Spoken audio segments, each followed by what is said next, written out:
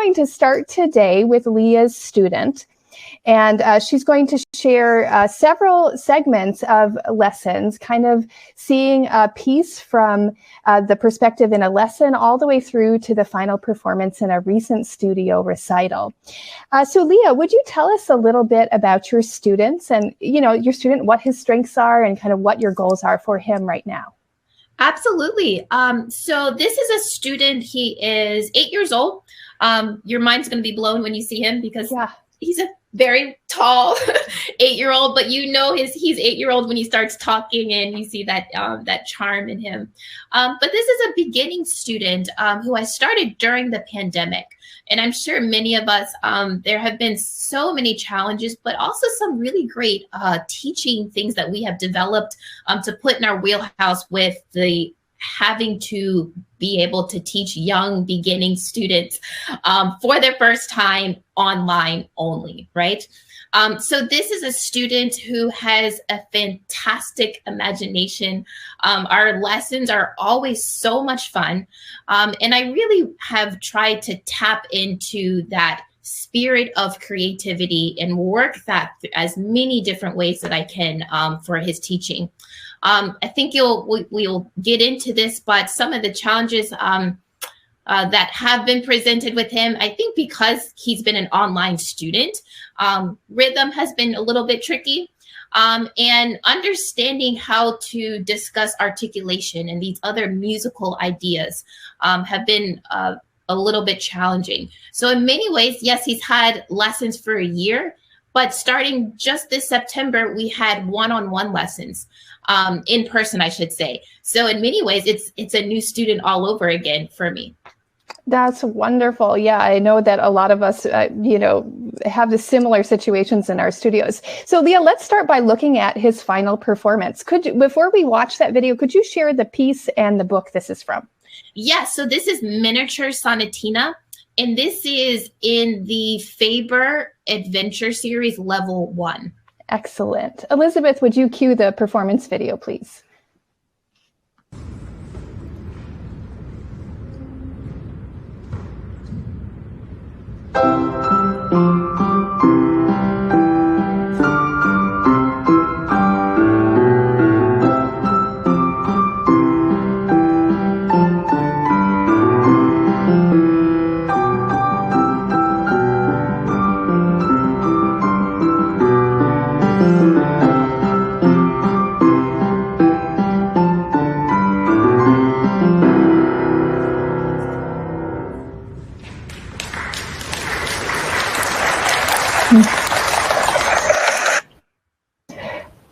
What a confident performance. I enjoyed that very much.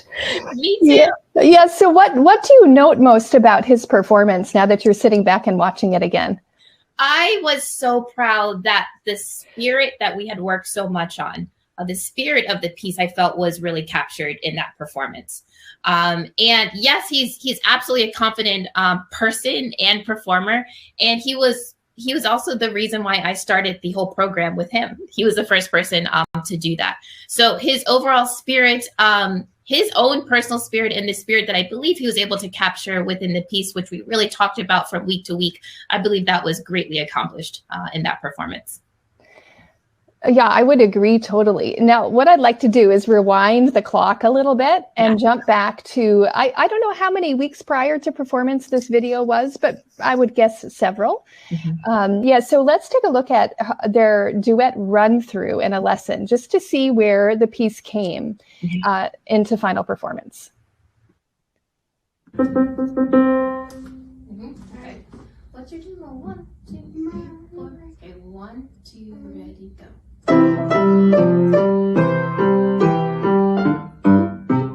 Oh, can you actually play these thirds for me? Really keep your thirds. Much better. Try again. 1, 2, ready, go. That's okay. Try again. Ready, go.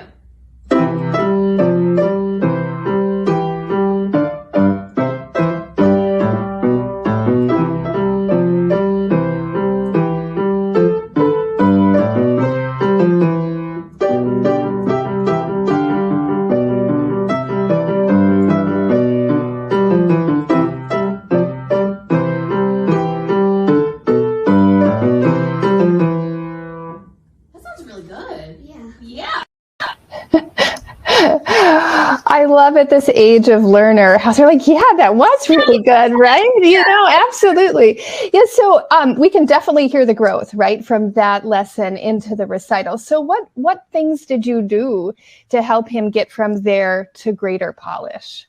Yeah, so one thing that I have maintained from only being teaching online to now that we're doing more things in person was, I'm sure like many of us, I was creating so many teaching videos, whether it's accompanying my doing the accompaniment part and sending them out to my students so that they had something to work on throughout the week. Or I would record part of the section in a lesson and then send it out to them. So what I realized was happening was that even if we were on some type of online capacity, having me in the home with them in a way throughout their own practice during the week has been super, super helpful for them. So for Arman, this particular student, that's what I continue to do. And I think it has really just increased the amount that he's able to retain by the next time he comes back into the lesson. Yeah. Oh, that's really interesting.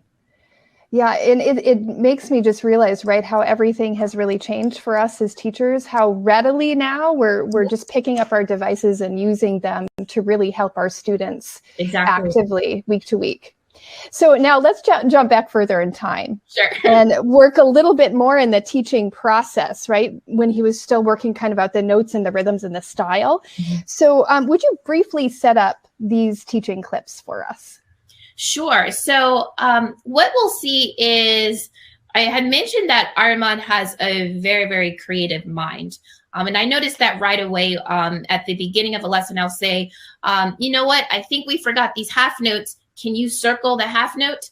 And most students would just circle the half note, but instead he would take time and, try to draw a picture of a clock that went to the 2 so that he remembered that it was 2 beats. So I just realized very quickly, his mind is just so imaginative.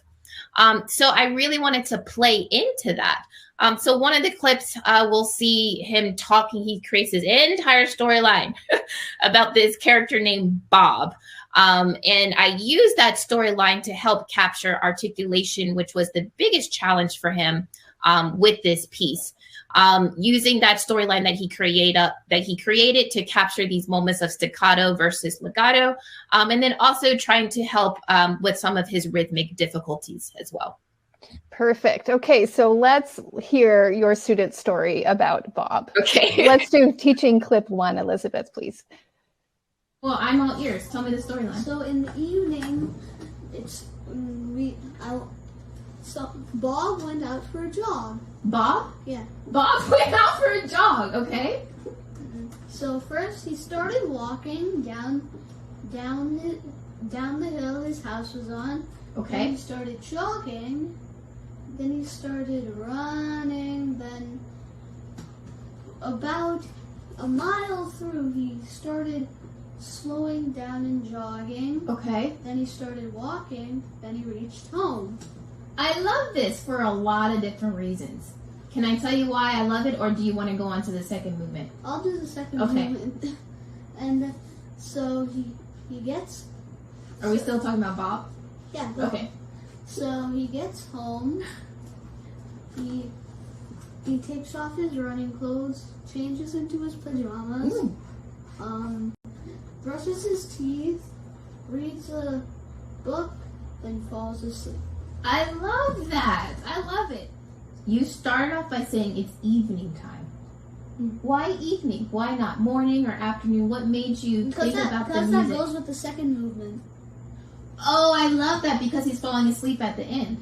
Yes. You're thinking ahead. Okay, so that makes a lot of sense. Okay, so you start off by saying, you also said something very clever, that at the beginning, you said, what was reminded? He was stepping down? He was going down the hill his house. Down the hill. And what about the music says he's going down the hill? Like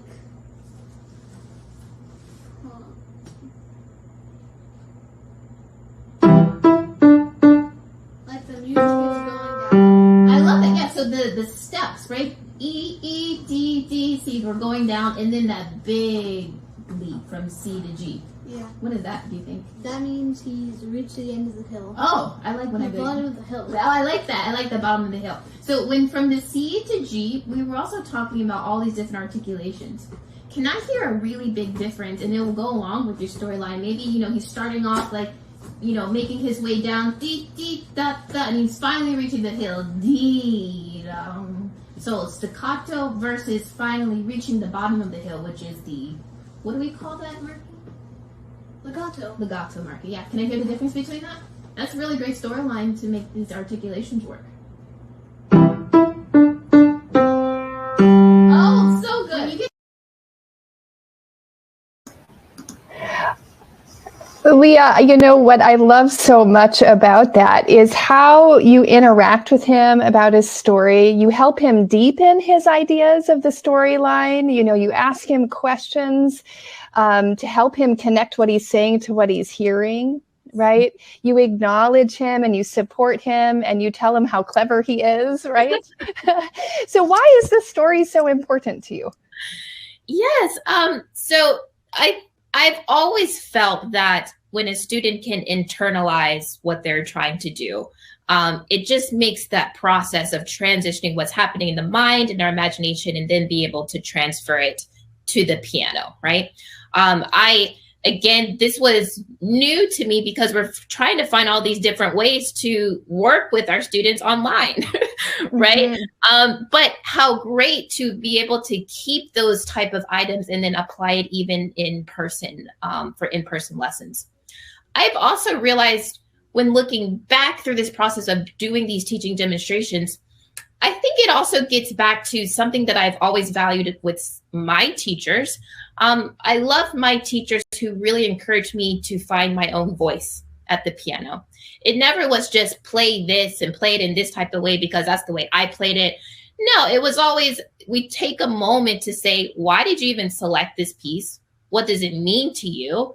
And then my role as the teacher and their role was to help me to be able to bring that particular voice, my unique voice to the piano.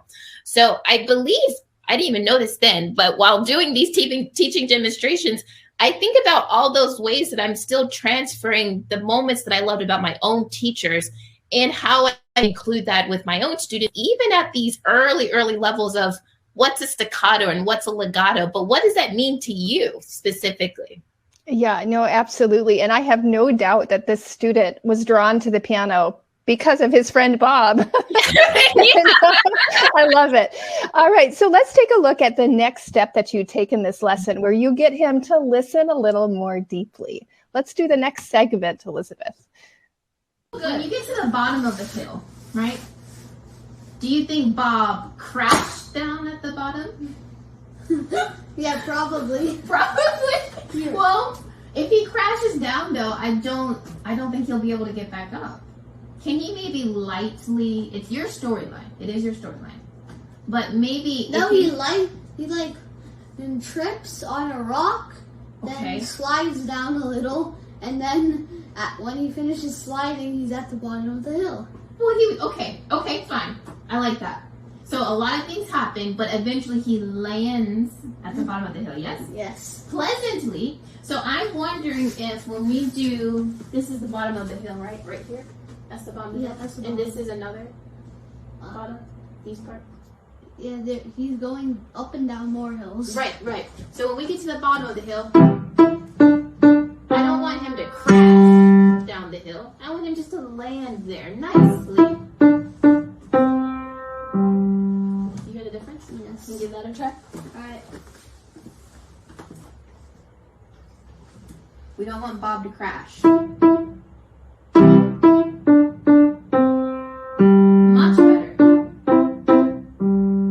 Well, you're being so careful, but that's much better. Can I hear it again? Now, what do you want to fix when you land there?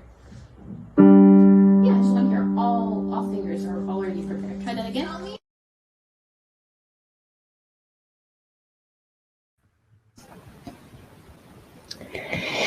So it's interesting, right, to me how you continue the storyline, because I think it would have been so easy to abandon it and then just go into that teaching mode of, okay, make it sound like this, right? And I love that just kind of is obviously keeping him engaged in that process. Exactly. Yes. And I've also realized when I use this often with this student, Armand, and another student, I think it helps with their practice at home, because they're always thinking about, okay, how is what my teacher is asking me, how does that correspond with what the journey Bob is taking, right?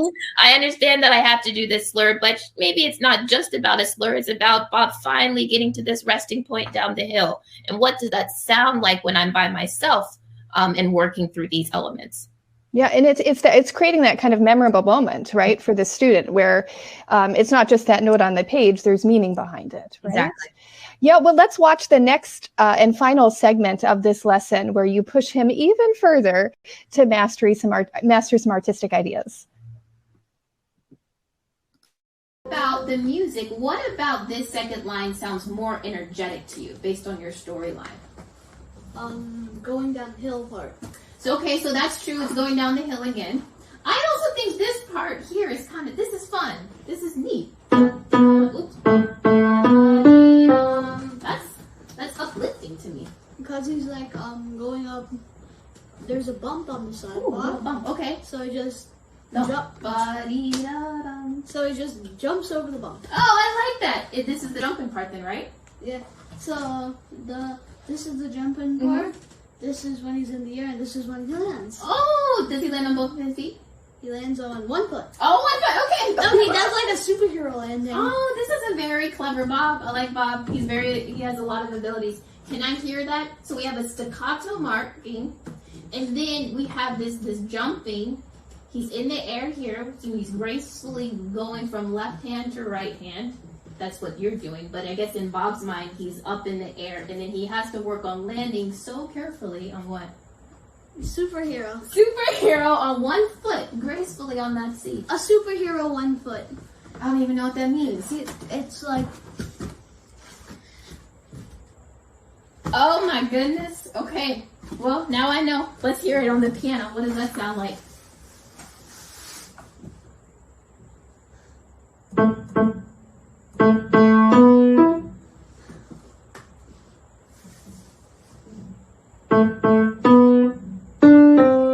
Okay, I want you to try it again. I'm going to tell you what I heard. I heard maybe he had a couple of bumps. You have bump, bump, beat, da-dum. But I want to hear that one jump. And then after that one jump, he's gracefully going in the air and doing his superhero landing on 1 foot. Yeah. On the sea. Can I hear that? All right.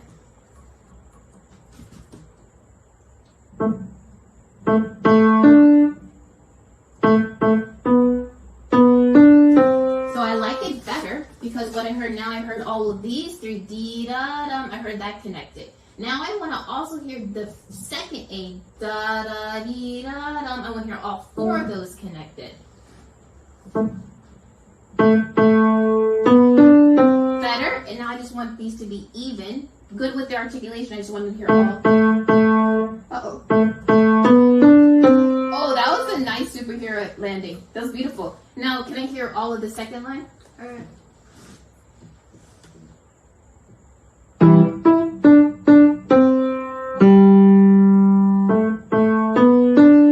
Much better. Wow. Fantastic articulation. This is really coming alive. Can I hear those first 2 lines now?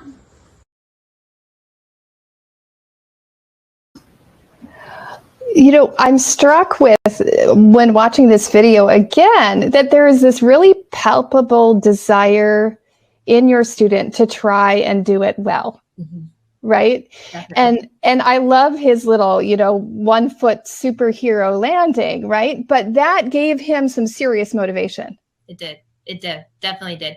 And when I was looking at this again, I realized sometimes, what I was also going to address was, the ending, making sure that it wasn't too loud like we had done in the first line. But then with his concept of, okay, I need to carefully have this superhero 1 foot landing, that's going to require some different type of effort once I land, right? And then it kind of naturally fixed itself without me having to address it. So there are a lot of those moments throughout the lesson with this particular piece that sometimes I didn't even need to say things because he was really internalizing what needed to happen musically. Now, the other thing that is very palpable in your lesson is this sense of enjoyment, this sense of playfulness. You're both smiling and laughing and enjoying your time. How did that happen? I'm not sure. I think it's just part of both of our spirits. I think all of us are doing this because we love it, right? Lessons should be fun. Lessons were the best part of my week when I was studying piano, and my time with my teacher was the best time of my week. So I think I try to capture that as well, and that's going to look very different for each of my students based on their own personality and their character. I also, Arman, because he's so creative, that was a small capture. He's usually up and around the room. I can only imagine.